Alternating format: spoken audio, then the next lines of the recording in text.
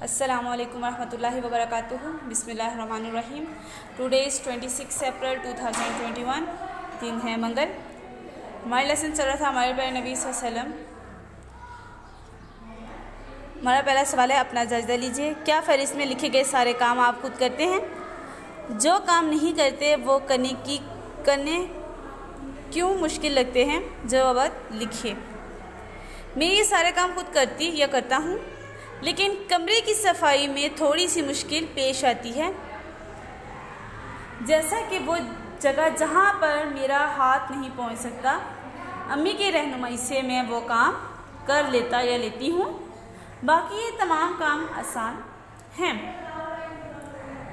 Next question है, अहले अरब के हालात के बारे में उस्ताद अकराम से पूछें और आप सल्लल्लाहु अलैहि वसल्लम की तालीमात और इखलाक की रोशनी में होने वाली तब्दीलियों पर बहस कीजिए। आपने इस मुबहसे से क्या नतीजा अखज़ किया? एक पैराग्राफ लिखिए। अहले अरब इस्लाम से कबल बहुत सी बुराइयों का शिकार थे। प्यारे नबी सल्लल्लाहु अलैहि वसल्लम की तालीमात की रोशनी में भाई भाई बन गए और फलाह और कामयाबी हासिल की।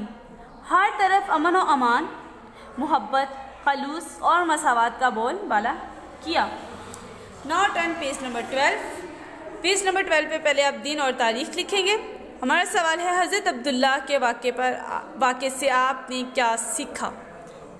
इस वाक़े से ये सबक मिलता है कि ये हमें हर हाल में वादे की पाबंदी करनी चाहिए, इसके लिए चाहे कितनी ही मुश्किल उठानी पड़े। कि अगर हम एक दफ़ा किसी से वादा करें तो उसे वादा पूरा करना चाहिए, चाहे इंसान की जान क्यों ना चली जाए, लेकिन अपने अहद से वापस पीछे नहीं हटना चाहिए। नेक्स्ट सवाल है, सादा तर्ज़ ज़िंदगी ईमान की इलामत है। माशरे में सादगी को फ़रोग़ देने के लिए हमें कौन से अमली इक़दामात करने की ज़रूरत है? साथियों से मशवरा करके लिखिए। मसलन शादी ब्याह की तकरीबात में बेजा खर्च करने से दकीक़ किया जाए, मतलब परहेज़ की जाए। शादी पे मतलब ज़्यादा खर्च ना किया जाए। दावतों में सादगी इख्तियार करें।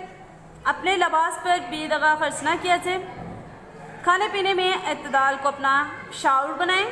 किसी से मिलने में तकलीफ़ात से बचने की कोशिश करें। अपने घरेलू काम खुद करने की आदत डालें।